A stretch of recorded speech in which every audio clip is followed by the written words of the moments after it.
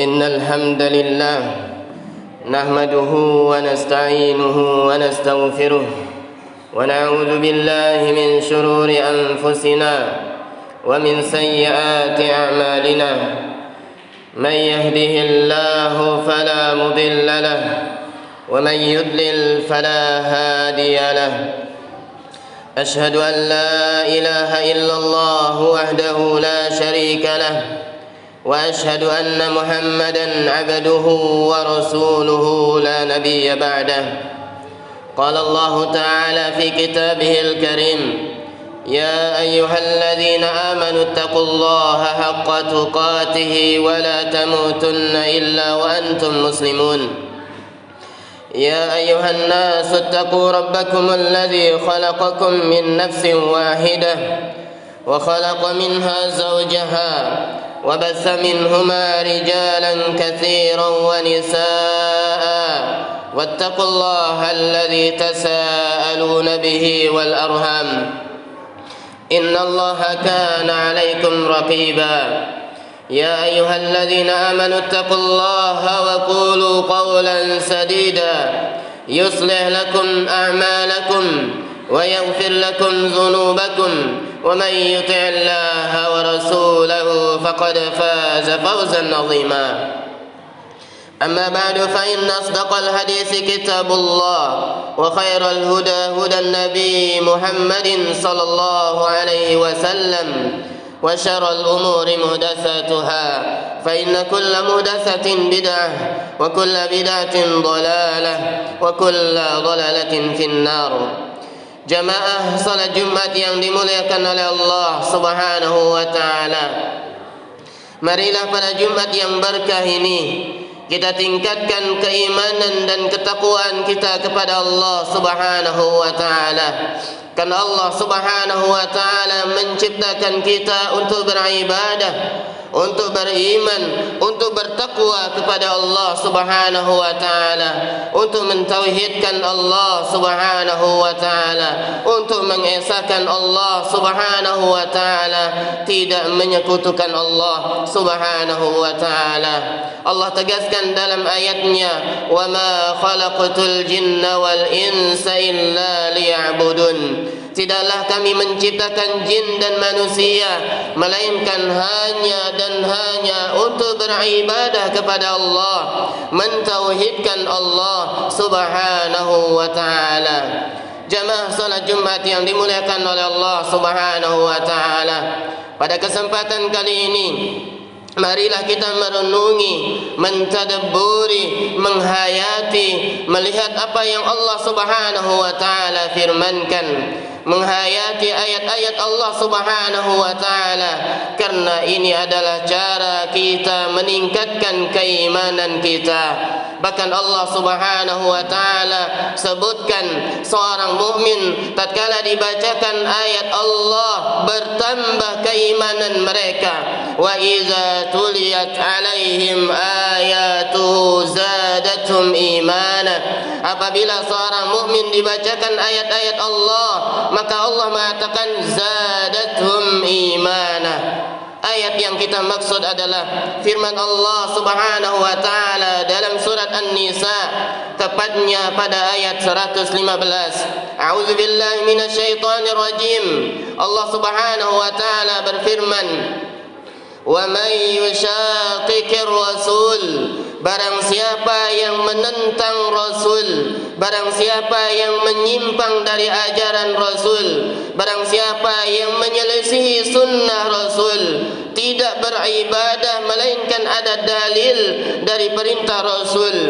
Wa may yushaqiqir rasul, barang siapa yang menyimpang dari sunnah Rasul, min ba'di ma tabayyana lahul huda, setelah jelas bahwasannya menegakkan atau mengikuti Rasul itu adalah jalan kebenaran, wa yattabi' ghayra sabilil mu'minin, maka dia mengikuti jalan bukan jalannya orang mukmin, maka Allah Subhanahu wa taala mengatakan nuwallihi ma tawalla, maka kami biarkan dia terombang-ambing dalam kesesatan. Wa nuslihi jahannam, dan kami akan masukkan dia ke dalam neraka jahannam. Wa sa'at masira, dan neraka jahannam adalah seburu-buru tempat kembali.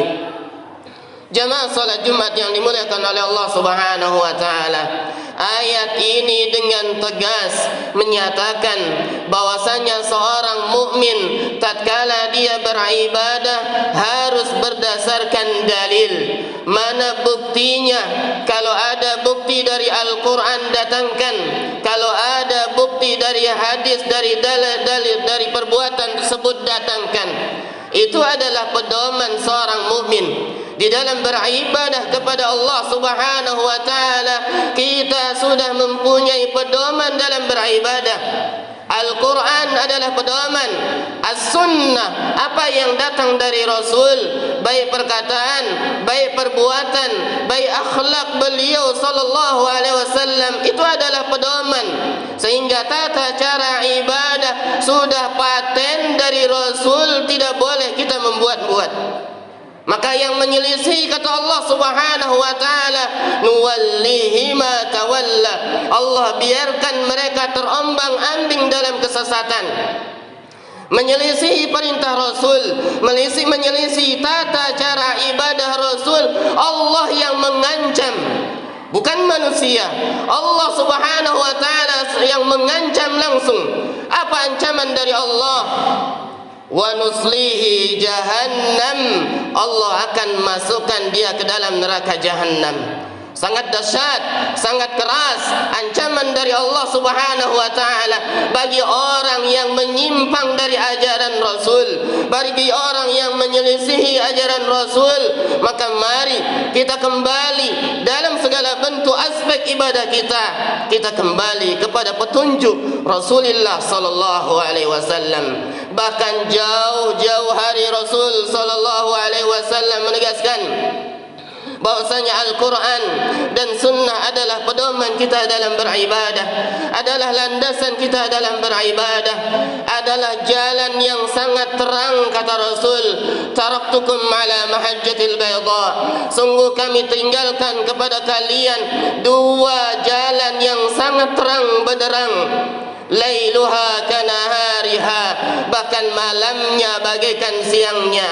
La yazigu anha illa halik, barang siapa yang menyimpang dari jalur tersebut, barang siapa yang menyelisihi dari jalur tersebut, maka dia akan binasa, kata Rasul sallallahu alaihi wasallam. Lalu apa jalan tersebut? Maka Rasul mengatakan kitabullah wa sunnati. Jalan pertama adalah kitabnya Allah, Al-Quranul Karim. Jalan kedua adalah sunnah Rasul, perintah Rasul, apa yang datang dari Rasul. Maka dua pedoman ini harus kita pegang teguh. Maka jangan sampai kita menyimpang, jangan sampai kita lebih mengikuti hawa nafsu, jangan sampai kita lebih mengikuti kebiasaan kita. Kalau ada jalan, ada jalur yang ditetapkan oleh Rasul sallallahu alaihi wasallam, jangan mencoba-coba untuk mencari jalur yang lain. Jangan mencoba-coba untuk mencari jalan yang lain. Jangan mencoba-coba cara ibadah dari tata cara yang ditetapkan oleh Rasul sallallahu alaihi wasallam. Barakallahu lakum fil Qur'anil Karim wa nafa'ani wa iyyakum bima fihi min al-ayati wa dzikril hakim. Aqulu qawli hadha wa astaghfiruh innahu huwal ghafurur rahim.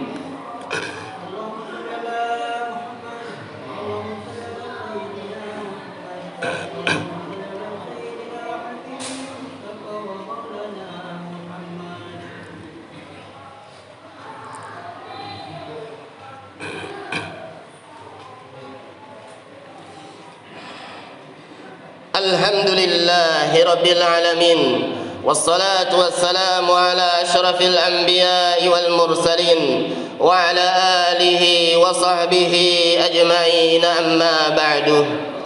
Jamaah salat Jumat yang dimuliakan oleh Allah Subhanahu wa taala, setelah kita mendengar ayat, setelah kita mendengar kalamullah, Allah Subhanahu wa taala yang berbicara mengancam orang-orang yang menyimpang dari ajaran Rasul, mengancam orang-orang yang menyelisihi sunnah Rasul, mengancam orang-orang yang menentang ajaran Rasulullah sallallahu alaihi wasallam. Apa ancaman Allah? Allah biarkan orang tersebut tersesat, sulit bagi dia untuk mendapatkan hidayah. Ancaman kedua kata Allah Subhanahu wa taala, nuslihi jahannam, Allah akan masukkan dia ke dalam neraka jahannam. Jamaah salat Jumat yang dimuliakan oleh Allah Subhanahu wa taala, menegakkan sunnah Rasul adalah kewajiban kita sebagai seorang mukmin. Menghidupkan sunnah Rasul adalah kewajiban kita sebagai seorang mukmin. Kita hidupkan perintah Rasulullah sallallahu alaihi wasallam. Kita hidupkan apa yang diperintahkan oleh Rasul sallallahu alaihi wasallam. Sekecil apapun perintah tersebut, jangan sampai kita meremehkannya. Jangan sampai kita mengatakan tidak sesuai dengan kebiasaan saya. Jangan sampai kita menolak, jangan sampai kita menentang, apalagi mencemooh sunnah Rasul. Itu adalah bahaya, diambang kebahayaan seorang mukmin.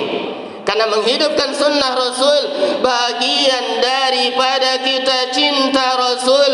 Cinta Rasul bukan hanya sekadar ucapan, tidak hanya sekadar propaganda, tapi penerapan bagaimana cara kita menghidupkan apa yang diperintahkan oleh Rasul. Itulah cinta Rasul yang sebenarnya. Siapa yang mengatakan itu? Rasulullah sallallahu alaihi wasallam. Mari kita lihat apa yang disabdakan oleh Rasul dalam sebuah hadis yang diriwayatkan oleh Imam Tirmizi rahimahullahu taala. Rasulullah sallallahu alaihi wasallam bersabda, "Man ahya sunnati faqad ahabbani, wa man ahabbani fahuwa ma'i fil jannah." Hadis yang sangat agung. Rasul sallallahu alaihi wasallam bersabda, barang siapa yang menghidupkan sunnah Rasul, barang siapa yang menegakkan sunnah Rasul, ada orang menegakkan sunnah Rasul, biarkan mereka. Ada wanita yang berjilbab, itu menegakkan sunnah Rasul. Ada orang berjenggot, itu pun menegakkan sunnah Rasul. Ada orang berpakaian di atas mata kaki, itu dalam rangka menegakkan sunnah Rasul. Jangan sampai kita mengolok, jangan sampai kita mencemooh, karena mereka dalam rangka mencintai Rasul. Maka dalam hadis ini dengan tegas, cinta Rasul dengan menegakkan, menghidupkan sunnah Rasul. Maka Rasul mengatakan, man ahya sunnati, barang siapa yang menghidupkan sunnahku, faqad ahabbani, berarti dia mencintaiku, kata Rasul sallallahu alaihi wasallam. Jadi orang yang menghidupkan sunnah Rasul, Rasul vonis dia langsung, dia orang yang mencintai Rasul. Rasul vonis langsung dia adalah orang yang cinta kepada Rasul. Cintanya benar-benar cinta, bukan sekadar ucapan, bukan sekadar propaganda. Maka orang yang bisa menegakkan sunnah Rasul, nanti dia akan bersama Rasul di surga Allah Subhanahu wa taala. Apa kata Rasul? وَمَنْ أَحَبَّنِي فَهُوَ مَعِي فِي الْجَنَّةِ. Barang siapa yang mencintai Rasul dengan menegakkan sunnah Rasul, jaminan dari Rasulullah sallallahu alaihi wasallam, فَهُوَ مَعِي فِي الْجَنَّةِ, maka dia akan bersamaku di surga, kata Rasulullah. Sangat luar biasa. Siapa yang tidak ingin sesurga dengan Rasul? Tidak ada. Semua kita menginginkan bersama satu surga dengan Rasul sallallahu alaihi wasallam. Maka daripada itu, mari kita tegakkan sunnah Rasul. Mari kita dukung di saat orang lain menegakkan sunnah Rasul. Jangan sampai kita mengolok, mencemooh, mengejek, apalagi sampai mengejek sunnah Rasulullah sallallahu alaihi wasallam. Mudah-mudahan kita termasuk orang yang bisa menegakkan sunnah Rasul, sehingga kita bisa bertemu satu surga dengan Rasulullah sallallahu alaihi wasallam. Amin ya rabbal alamin. Innallaha wa malaikatahu yusalluna 'alan nabi ya ayyuhalladzina amanu sallu 'alaihi wa sallimu taslima. Allahumma salli 'ala Muhammad wa 'ala ali Muhammad كما صليت على إبراهيم وعلى آل إبراهيم إنك حميد مجيد. اللهم بارك على محمد وعلى آل محمد كما باركت على إبراهيم وعلى آل إبراهيم إنك حميد مجيد. اللهم إنا نسألك الإيمان، اللهم إنا نسألك الإيمانا كاملا ويقينا صادقا وقلبا خاشعا. اللهم اغفر للمسلمين والمسلمات والمؤمنين والمؤمنات الأحياء منهم والأموات، إنك سميع قريب مجيب الدعوات، إنك سميع قريب مجيب الدعوات. اللهم يا مصرف القلوب صرف قلوبنا على طاعتك، ويا مثبت القلوب ثبت قلوبنا على دينك، ثبت قلوبنا على سنة نبيك. ربنا ظلمنا أنفسنا وإن لم تغفر لنا وترحمنا لنكونن من الخاسرين. ربنا آتنا في الدنيا حسنة وفي الآخرة حسنة وقنا عذاب النار. أقم الصلاة.